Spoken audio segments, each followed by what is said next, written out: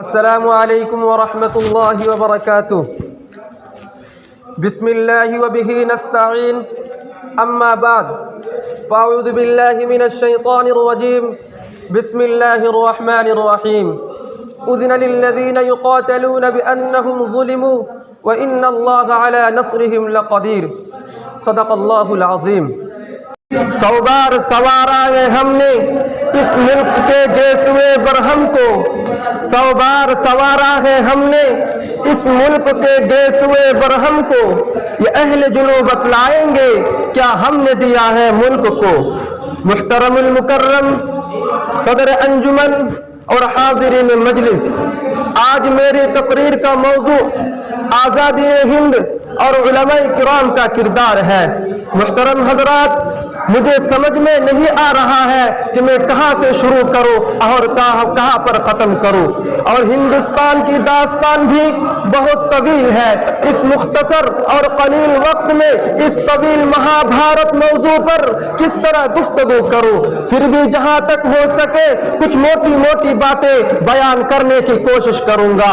معزز سامعین اعظم، جب ہم ٹھنڈے دماغ سے ہندوستان کی تاریخ پر گہرائی سے نظر ڈالتے ہیں تو ایک بات روز روشن کی طرح آیا پایا ہو جاتی ہے کہ اسی ہندوستان کے اندر 950 سال تک مسلمانوں کی حکومتیں ہیں۔ محترم دوستو، 1601 عیسوی میں جب ہندوستان میں انگریز آیا، اس وقت جہانگیر ہندوستان کا بادشاہ تھا، اور اس وقت پورے ہندوستان کی سرکاری زبان فارسی تھی، اور 1608 عیسوی میں ایسٹ انڈیا کمپنی کے نام سے ایک تجارتی وفد اسکوٹی گاما کے ذریعہ بمبئی کے ساحل پر اترا، اور اس نے حکومت وقت سے درخواست کی کہ ہمارے ساتھ تعاون کیا جائے، ہم ہندوستان کی تجارت کو مستحکم کرنے کے لیے آئے ہیں، ہم یہاں کے سامان کو برطانیہ کے منڈی میں لے جائیں گے اور وہاں کے پیسے کو ہندوستان میں لائیں گے۔ محترم حضرات، معاملہ اسی طرح چلتا رہا۔ بالآخر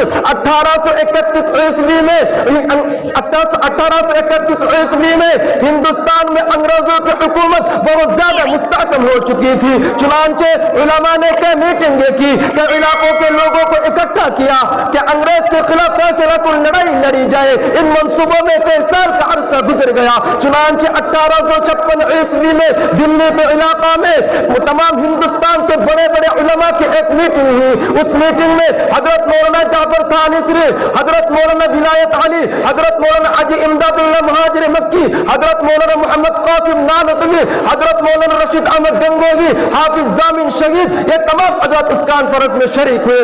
اس میٹنگ میں شریک ہوئے مولانا نانوتوی نے فرمایا کہ تمہیں پتہ نہیں کہ انگریز ہمارے سر پر کھڑا ہے، انگریز نے پورے ہندوستان میں اپنے حکومت کا جال بچھا دیا ہے، انگریز کے خلاف فیصلہ کوئی لڑائی کے لیے تیار ہو جاؤ، یا کٹ جائیں گے یا انگریز کا مقابلہ کریں گے، انگریز کو یہاں رہنے نہیں دیں گے۔ حضرت مولانا نانوتوی کی اس بات پر ایک آدمی اٹھ کھڑا ہوا اور کہا، حضرت ہماری تعداد بہت تھوڑی ہے، ہمارے وسائل بہت تھوڑے ہیں۔ حضرت نانوتوی نے تاریخی بات فرمائی کہ ہماری تعداد غازیان بدر سے بھی کم ہے۔ یہ بات سننا تھا کہ سب لوگوں میں جذبہ پیدا ہو گیا، اور حضرت نانوتوی کی اس بات پہ جنگ آزادی کا فیصلہ کر لیا گیا۔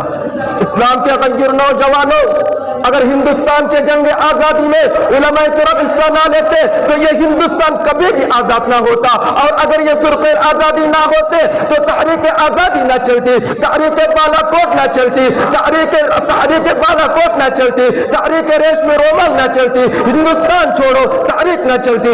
محترم دوستو، 1857 عیسوی کے جنگ آزادی میں 2 معاہد بنائے گئے، ایک معاہد امبالہ پر جس کی قیادت حضرت مولانا جعفر تھانسری کے پاس تھی، دوسرا معاہد شاملی پر جس کی قیادت حضرت مولانا حاجی امداد اللہ مہاجر مکی کے پاس تھی۔ اس جنگ میں بڑے بڑے علماء صلحاء شہید و زخمی ہوئے، اس جنگ میں حضرت نانوتوی بھی زخمی ہوئے، اس جنگ میں حضرت گنگوہی بھی زخمی ہوئے، اس جنگ میں حافظ ضامن شہید ہوئے۔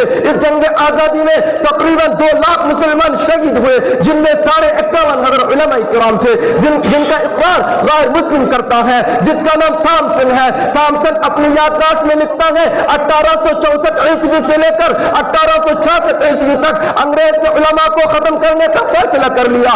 یہ یہ 3 سال ہندوستان کے تاریخ کے بڑے المناک سال ہے. ان 3 سالوں میں انگریز نے 14,000 علماء کو پھانسی کے تختے پر لٹکایا ہے. تامسن کہتا ہے دلی کے چاندنی چوک سے لے کر خیبر تک کوئی درخت ایسا نہ تھا جس درخت پر علماء کی گردنیں نہ لٹکی ہو. تامسن کہتا ہے علماء کی گردنوں کو، تامسن کہتا ہے علماء کے جسموں کو تانبے سے داغا گیا. تامسن کہتا ہے علماء کے جسموں کو تانبے سے داغا گیا. تامسن کہتا ہے علماء کو ہاتھیوں پر کھڑا کر کے درختوں سے باندھ کر ہاتھی کو نیچے سے چڑھا دیا گیا. تامسن کہتا ہے لاہور کی شاگی مسجد میں جس کے ذہن میں پھانسی کا پھندا بنایا تھا اور ایک دن میں 80 علماء کو پھانسی دیا جاتا تھا. تامسن کہتا ہے لاہور کے دریا راوی میں 80 علماء کو بوریوں میں بند کر کے ڈالا جاتا اور اوپر سے گولیوں کا نشانہ بنا دیا جاتا تھا. تامسن کہتا ہے میں دن کے اپنے خیمے میں گیا تو مجھے محسوس ہوا کہ مردہ کی بدبو ہے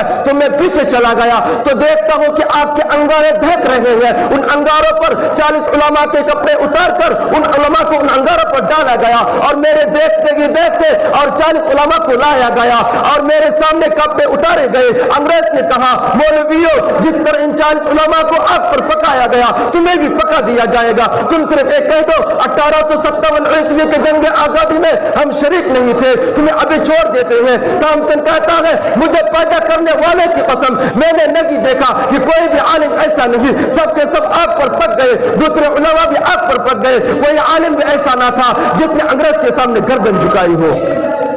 محترم دوستو 1857 عیسوی کے جنگ آزادی میں حضرت مولانا جعفر تانیسری کو پھانسی کا حکم ہوا. حضرت مولانا یحییٰ علی صاحب کی داڑھی کے بال کاٹے گئے. ان حضرت کو امبالہ کی جیل سے لاہور لایا گیا. حضرت فرماتے ہیں ہمیں شام کے وقت بتایا گیا کہ صبح تم کو پھانسی ہوگی. ہم نے رات میں بڑی خوشی منائی. صبح کے وقت گورا میرے کمرے میں آیا اور اس نے کہا مولویو تمہیں کیا ہو گیا ہے، تم بڑے خوشی مناتے ہو. حضرت تانیسری نے بڑی عجیب بات فرمایا کہ ہم اس لیے خوشی مناتے ہیں کہ ہم بڑے گنہگار لوگ ہیں. ہم سمجھتے تھے کہ موت بستر پر آئے گی، شاید ہمارے گناہوں کی بخشش ہو سکے یا نہ ہو سکے، اب تو شہادت کی موت ہوگی. ادھر تم پھانسی دو گے، ادھر ہم رسول اللہ صلی اللہ علیہ وسلم کے حوض کوثر پہنچ جائیں گے. ہائے ہائے انگریز گورے نے کہا مولویو جس موت سے تم خوش ہوتے ہو وہ موت تمہیں کبھی نہیں دی جا سکتی، تمہیں 14 سال کے لیے کالا پانی بھیج دیا جائے گا. حضرت تانیسری نے کالا پانی کے بارے میں ایک عجیب شعر لکھا. حضرت فرماتے ہیں جب پھانسی کا حکم بدل گیا تو بے سخت میرے زبان پر آیا مستحق دار کو حکم نظر بندی ملا، مستحق دار کو حکم نظر بندی ملا. کیا کہوں کیسے رہائے ہوتے رہ گئے. محترم دوستو یہ لوگ بڑے عجیب تھے، ان لوگوں کی بڑی ہی قربانیاں تھی.